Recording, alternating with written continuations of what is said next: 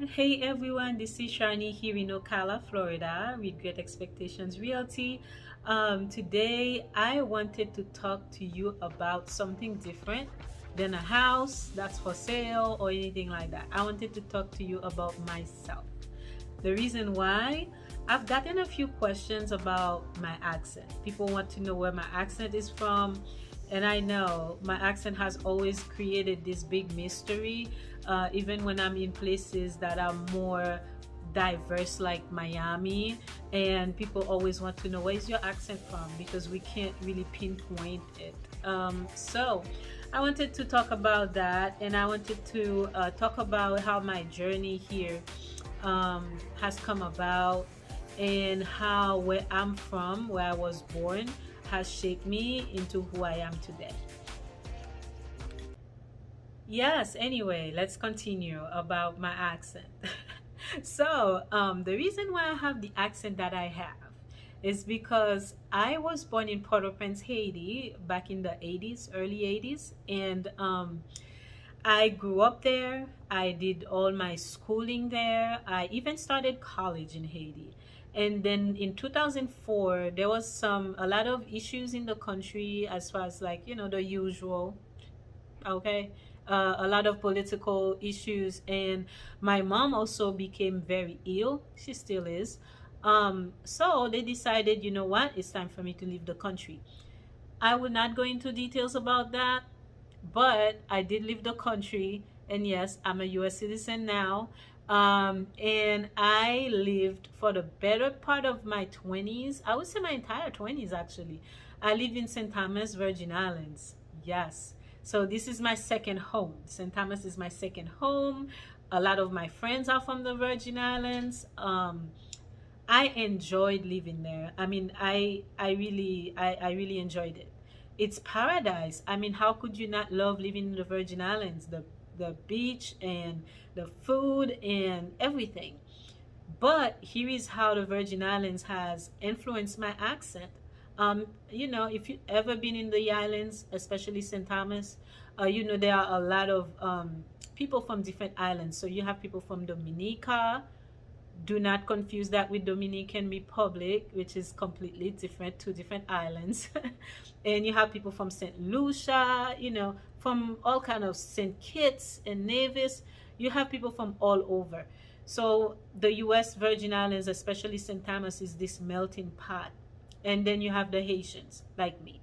And when I moved to the Virgin Islands, most of my friends were from there. So I really mingle a lot with locals. I immerse myself into the culture. Um, I use words that locals used. I picked up a lot on how they speak and their accent. Yeah, I use word like, yeah, my son, yeah. So I use that a lot.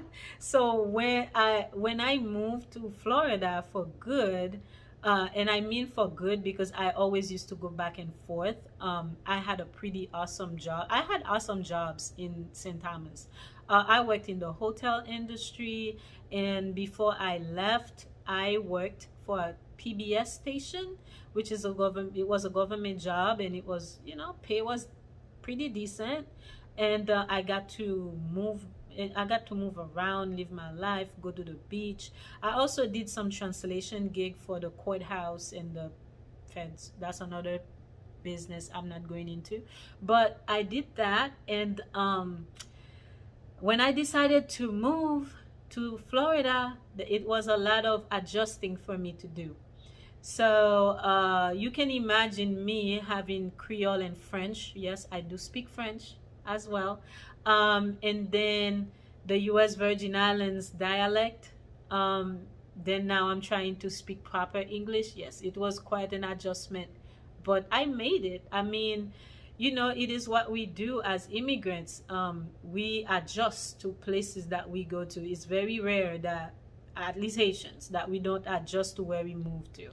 How being in Haitian has shaped who I am today. It made me strong. I grew up where I wouldn't say we were poor. Um, we could eat, but we were not rich either, my family. My dad was a truck driver. Dad doesn't pay a whole lot of money, but you know, I went to a very good school downtown, in the heart of downtown in Haiti. I had a very good education, thank God, you know, and I got to learn English by itself because, believe it or not, I once went for a visa and I got denied because I didn't speak English. So after that, my dad was like, no, this is it. You're going to school, you're going to learn English, and that's that. So I went, I learned English, I mastered it. Truthfully, I just didn't speak it, but I wrote it very well. So once I went to school, I got to do that. But I still would say I didn't really speak the language really until I moved. So when I moved, for the most part, I was in St. Thomas. I was living with a cousin of mine. And, you know, when you just came, you don't have a job, and I was waiting for some paperwork to get into place. So I watched a lot of TV. A lot of what I watched was the Maury Show, and a lot of paternity cases. And I couldn't believe this was a show on TV. And I also watched a lot of, what's his name? I can't remember this guy's name. He's scandalous. Anyway, so I watch a lot of that. I watch a lot of Friends, that show Friends. I watched a lot of that too. So that's where I started picking up English as much as I could. But I'm very blessed to the point where I understand a lot of nuances in English. I understand jokes. I understand um, little things that sometimes it's hard for immigrants that came here and learned the language to understand.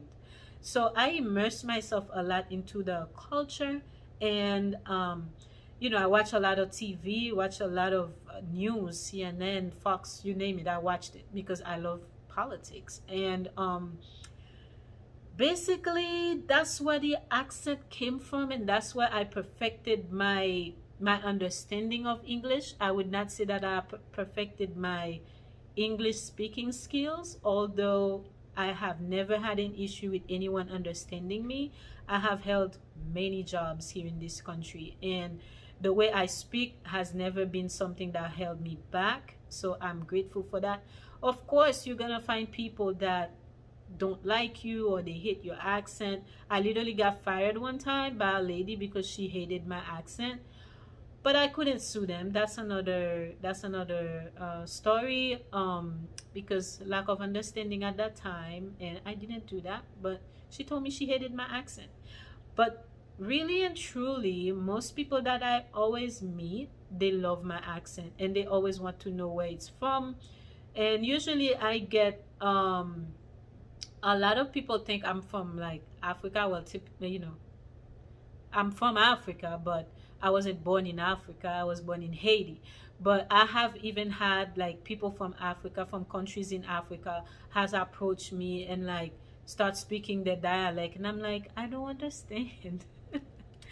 Oh, and then they're like, oh my God, I thought you were from such and such place, and I have to tell them no, I'm not. So hopefully one day I'll do a DNA test and I'll find out really which tribe I'm from, and I will visit. But that's one day in the future. I will do that and let you all know if I'm like royalty or not, because one time I was told that I am. So I will find out. So anyway, this is where my accent is from, and yeah, as a whole is who I am. Maybe if this video interests you, maybe I will tell you more about myself. But yeah, in Haiti I had a pretty good childhood. I really didn't have a bad childhood, other than, you know, the typical issue with the country. Sometimes you go into school and there is unrest, and there is a lot of bad things going on in the streets.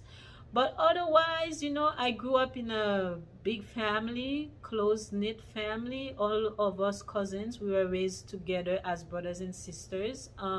We did everything together. My mom sometimes would be cooking for like 18 to 20 people, living between two houses. And we were just like a big family, and that's how I grew up. And my parents, they lived in the countryside. My grandparents, they lived in the countryside. Um, you know, it's who I am. And then there is St. Thomas came into the mix and just make it even better. So that's where my accent is from. Anyway, if you like what I post, I hope you can like this video and subscribe to my channel. And I will bring you more videos about real estate, and as well as who I am, my day to day, what I do, and maybe I can convince my husband to come on one of those videos with me, and make it more interesting. Anyway, I will talk to you guys later.